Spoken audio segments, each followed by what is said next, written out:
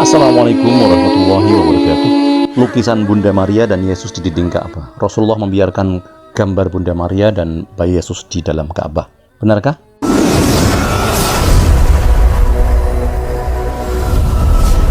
Dalam perang Badar, Nabi Muhammad SAW dan kaum muslimin memutuskan untuk berperang melawan kaum kafir Quraisy kota Mekah, dan alhamdulillah atas pertolongan Allah kaum muslimin menang telak. Meski pasukan kaum muslimin hanya 300 orang, namun mampu mengalahkan lawan dari pihak kaum kafir Quraisy yang berjumlah 1.000 orang dan dilengkapi oleh armada perang seperti ratusan kuda, kemudian ratusan unta dan sejumlah baju besi untuk berperang. Jenderal perang kaum kafir adalah Abu Jahal laknatullah alaih, dan ia ikut tewas dalam perang paling dahsyat itu.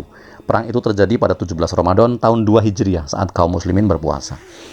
Maka pemandangan itu sungguh sangat berbeda 180 derajat dengan peristiwa penaklukan kota Mekah atau Fathul Makkah.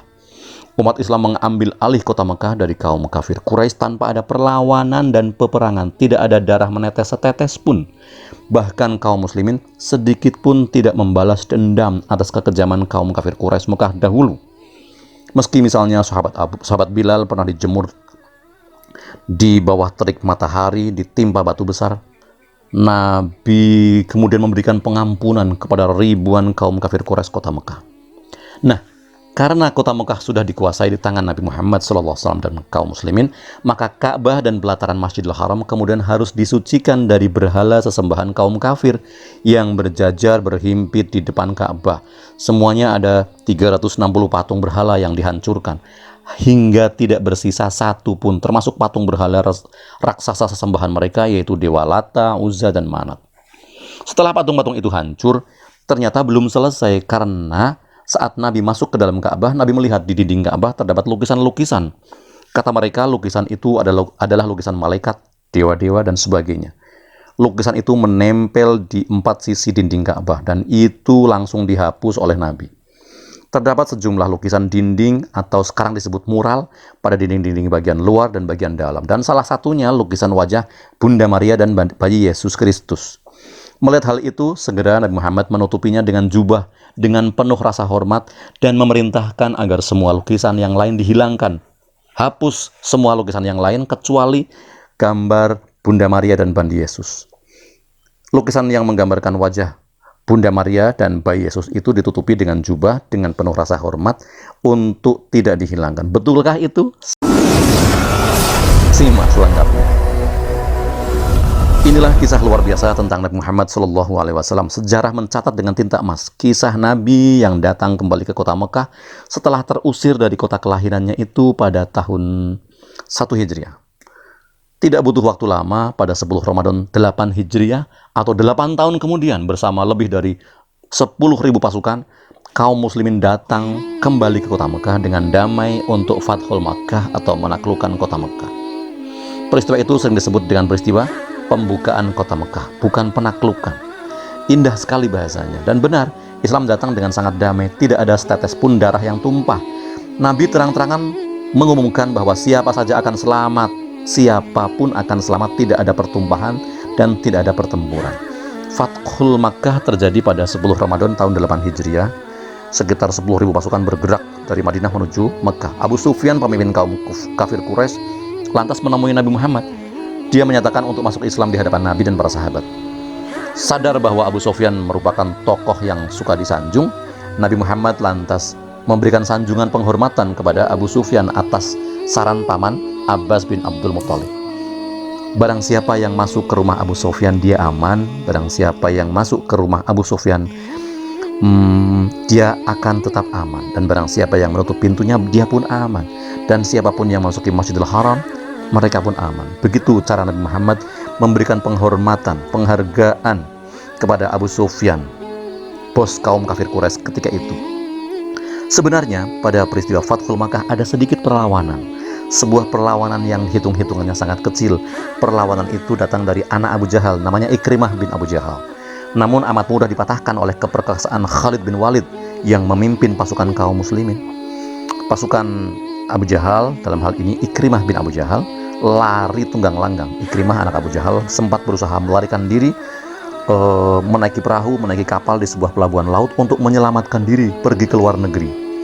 Namun ia kembali lagi ke kota Mekah untuk menyatakan masuk Islam di hadapan Rasulullah SAW. Rasulullah kemudian bersama 10.000 pasukan kaum muslimin berada di kota Mekah dengan sikap tawadhu sampai-sampai dagu Nabi hampir menyentuh dada. Dalam kesempatan itu, Nabi yang mulia kemudian menghancurkan berhala di Ka'bah, di pelataran Ka'bah yang jumlahnya 360. Ketika itu beliau membacakan firman Allah dalam surat Al-Isra ayat 81, wa qul ja'al haqq wa zahaqal batil innal batila kana zahuqa. Kebenaran telah datang dan yang batil telah lenyap. Sesungguhnya yang batil itu pasti lenyap.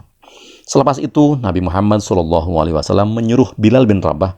Bilal adalah bekas budak yang pernah dihinakan kaum kafir Quraisy karena masuk Islam. Nabi memerintahkan Bilal untuk mengumandangkan azan. Bilal lalu memanjat Ka'bah untuk mengumandangkan azan. Allahu Akbar, Allahu Akbar, Allahu Akbar, Allahu Akbar.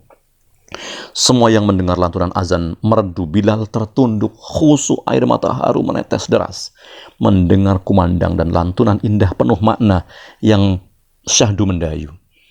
Maka sungguh berbanding terbalik dengan peristiwa Perang Badar. Kali ini umat Islam mengambil alih kota Mekah sama sekali tanpa ada perlawanan dan peperangan, tidak ada balas dendam. Meski Bilal pernah dijemur di timpa batu panas, di panas terik matahari. Tidak ada balas dendam meski sahabat disiksa dengan siksaan yang mengerikan oleh kaum kafir. Nabi memberikan pengampunan pada kaum kafir. Hanya saja Ka'bah dan pelataran Masjidil Haram harus disucikan dari sesembahan berhala, agar tidak tersisa satu pun dari 360 patung berhala itu, termasuk patung raksasa yang paling besar yaitu Lata, Uzza, dan Manat. Patung-patung berhala sesembahan itu dihancurkan dan lukisan di Ka'bah dibersihkan. Terdapat banyak sekali lukisan seperti sekarang disebutnya mural pada dinding-dinding Ka'bah, dan salah satunya konon diriwayatkan menggambarkan wajah Bunda Maria dan bayi Yesus Kristus. Segera Nabi Muhammad menutupinya dengan jubah dengan penuh hormat dan memerintahkan agar semua lukisan yang lain dihilangkan kecuali lukisan satu itu, wajah Bunda Maria dan bayi Yesus Kristus. Yesus adalah sesembahan umat beragama Kristen yang menyebut Yesus sebagai Tuhan. Sedangkan bagi Islam, Yesus adalah Nabi. Yesus atau Nabi Isa alaihissalam adalah anak Bunda Maria atau Siti Maryam dalam Islam. Yesus Kristus atau Isa alaihissalam hanyalah Nabi utusan Allah.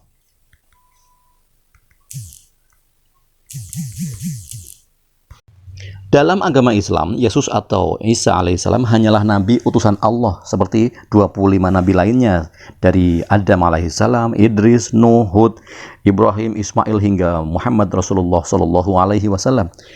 Kisah Yesus atau Nabi Isa pun ada di dalam Al-Quran. Bahkan Yesus mempunyai hubungan kedekatan yang amat erat dengan Nabi kita Muhammad sallallahu alaihi wasallam.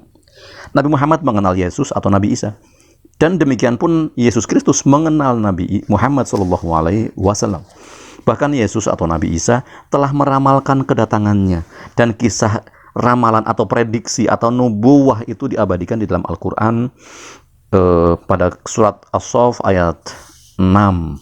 Dan ingatlah ketika Isa putra Maryam berkata, "Wahai Bani Israel, sungguhnya aku utusan Allah kepadamu yang membenarkan kitab yang turun sebelumku, yaitu Taurat, dan memberikan kabar gembira dengan kehadiran seorang Rasul yang akan datang setelahku, yang namanya Ahmad."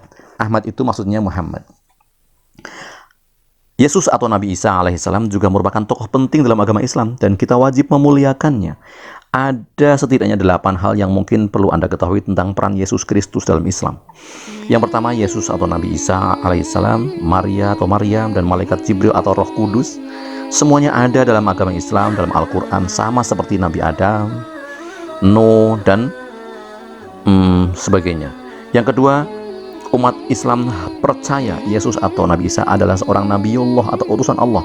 Yesus atau Isa alaihissalam lahir dari seorang gadis perawan bernama Maria atau Maryam. Pemeluk Islam percaya bahwa Nabi Isa alaihissalam atau Isa al-Masih adalah seorang nabi dan rasul dari Bani Israel.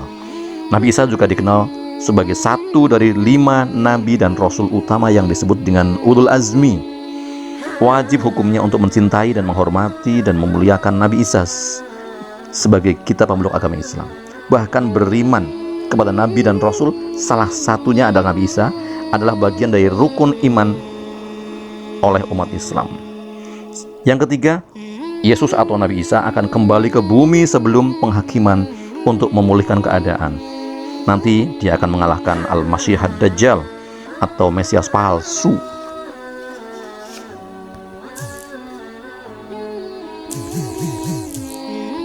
Seorang ulama kenamaan, Syekh Hamud At-Tuwaijiri, telah mengumpulkan riwayat-riwayat yang terkait dengan Ahbar Makkah dan mendapati beberapa sanad dan kesemuanya dhaif atau lemah, karena ada beberapa keterputusan sanad dan ada perawi yang lemah serta mubham atau tidak disebut namanya.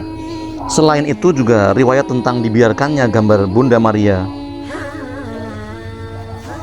yang sangat bertentangan dengan riwayat-riwayat sahih dari Jabir yang diriwayatkan oleh Imam Ahmad, Abu Daud dan lain-lainnya, bahwa Rasulullah ketika itu tidak mau masuk ke Ka'bah yang masih ada gambarnya, serta menyuruh sahabat Umar bin Khattab untuk menghapus seluruh gambar-gambar tersebut, dan tidaklah beliau memasuki Ka'bah kecuali seluruh gambarnya sudah terhapus bersih. Dan juga bertentangan dengan riwayat lain bahwa Rasulullah sangat membenci lukisan dan patung dan mengingkarinya. Dalam riwayat Bukhari dari Ibnu Abbas bahwa Rasulullah memasuki Ka'bah dan Rasulullah mendapati banyak gambar di dinding Ka'bah. Di antaranya gambar katanya disebut sebagai bernama Nabi Ibrahim alaihissalam. Di situ Nabi Ibrahim digambarkan tengah memegang azlam, anak panah tanpa bulu, tanpa kepala, yang digunakan oleh kaum musyrikin Mekah untuk meminta petunjuk atau mengundi nasib atau berjudi. Tidakkah mereka telah mendengar bahwa malaikat itu tidak akan memasuki rumah yang di dalamnya ada lukisan bernyawa? Digambarkan di sini Ibrahim memegang anak panah, padahal ia tidak pernah mengundi nasib. Kata Nabi Muhammad SAW sedih melihat lukisan Nabi Ibrahim sedang memegang anak panah. Dalam riwayat Usama, beliau memerintahkan untuk mengambil air dan menghapus gambar tersebut dengannya. Ketika memalingkan wajah ke dinding yang lain, Rasulullah mendapati ada gambar banyak lukisan malaikat. Begitu kata mereka. Rasulullah SAW lagi-lagi menyangkal dan tidak terima dengan gambar yang dibuat kaum musyrik itu. Mengapa? Karena di dinding Ka'bah itu malaikat dilukiskan sebagai perempuan-perempuan cantik. Padahal di dalam Islam malaikat itu tidak laki-laki dan juga tidak perempuan. Setelah mengamati semua gambar yang menempel di dinding Ka'bah itu, Rasulullah memerintahkan kepada para sahabat untuk menghapus bersih semuanya, sehingga tidak ada satu pun lukisan dan berhala yang tersisa di dinding Ka'bah. Jadi, adalah kisah yang tidak benar yang menyatakan bahwa terdapat mural pada dinding-dinding bagian luar dan dalam Ka'bah, salah satunya wajah Bunda Maria dan bayi Yesus Kristus.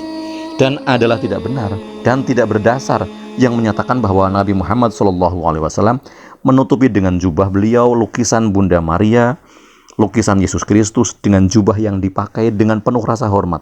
Tidak benar. Dan adalah tidak benar dan tidak berdasar sama sekali yang menyatakan bahwa Nabi Muhammad SAW memerintahkan agar semua lukisan dihapus kecuali lukisan yang menggambarkan wajah Bunda Maria dan Yesus Kristus. Yang keempat, dalam Al-Quran ada satu surat yang membahas Bunda Maria atau Mary atau Maryam dalam bahasa Arab. Faktanya, hanya Bunda Maria atau Maryam sajalah satu-satunya wanita yang disebutkan namanya di seluruh Al-Quran. Al-Quran menempatkan Bunda Maria atau Maryam amat istimewa dan menjadi salah satu nama surat dari 144 surat Al-Quran. Yang kelima, sama halnya dengan nabi yang lain termasuk Nabi Muhammad SAW, umat Islam disunahkan untuk melafalkan alaihissalam setiap kali menyebut Yesus atau Nabi Isa. Nabi Isa tidak berbeda dengan nabi-nabi yang lain. Yesus atau Isa juga diberi tugas mengajak manusia beriman dan beribadah hanya kepada Allah. Nabi Isa atau Yesus diutus khusus untuk umat Bani Israel, sementara Nabi SAW diutus untuk semua makhluk. Bahwa Rasulullah lah yang disebut sebagai rahmat bagi semesta alam yang membawa Islam. Dalam Ali Imran disebutkan, dan Allah menjadikan Isa sebagai Rasul yang diutus kepada Bani Israel dan berkata kepada mereka, sesungguhnya Aku telah datang kepadamu dengan membawa ayat mukjizat dari Tuhanmu. Ali Imran 49. Yang keenam, Muslim percaya Yesus atau Nabi Isa melakukan mukjizat. Al-Quran membahas beberapa mukjizat Yesus, termasuk memberikan penglihatan kepada yang buta, menyembuhkan penderita kusta, membangkitkan orang mati, dan menghembuskan kehidupan kepada burung dari tanah liat. Yang ketujuh, Kisah kelahiran Yesus diceritakan dalam Al-Quran juga merupakan kisah mukjizat pertama ketika ia berbicara saat masih bayi dan menyatakan dirinya sebagai utusan Allah.